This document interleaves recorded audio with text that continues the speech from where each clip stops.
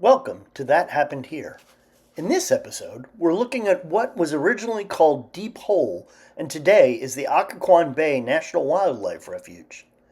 Land near the confluence of the Potomac and Occoquan rivers along both Belmont Bay and Occoquan Bay was home to native peoples who the English colonists called the Dogue. In 1608, Captain John Smith landed nearby during his first Potomac expedition at a Dogue village to buy corn for Jamestown. Martin Scarlett, the area's representative in the Virginia House of Burgesses, purchased approximately 700 acres in 1657 and named it Deep Hole Point. Over a century later, the property was sold to John Tayloe, a part of the family we first met in the Bel Air video. The land was used to grow tobacco using enslaved labor, and fisheries were established along the Potomac.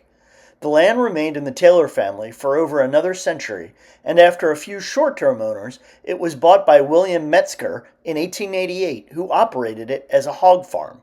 When he died in 1909, the farm became the property of John Lindsay Dawson, for whom today's Dawson Beach Road is named. The land was used for cattle raising and fisheries until 1951, when it was purchased by the Army to use as a military radio station.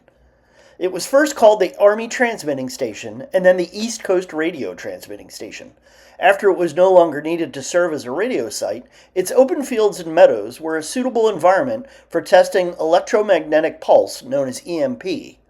Renamed the Harry Diamond Laboratory Woodbridge Research Facility, its mission was to investigate and study the effects of EMP produced by nuclear weapon detonation on communications and other military systems. Testing was done on tanks, vehicles, missiles, as well as commercial products like television and radios.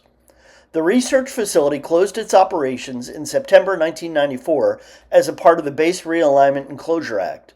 After a cleanup of the environmental hazards left over from the testing, the Occoquan Bay National Wildlife Refuge was established in June 1998. Its mission is to protect habitat for migratory birds, maintain the natural habitat diversity, and provide environmental education to the public. The Fish and Wildlife Service continues to preserve the unique species and habitat diversity of the refuge.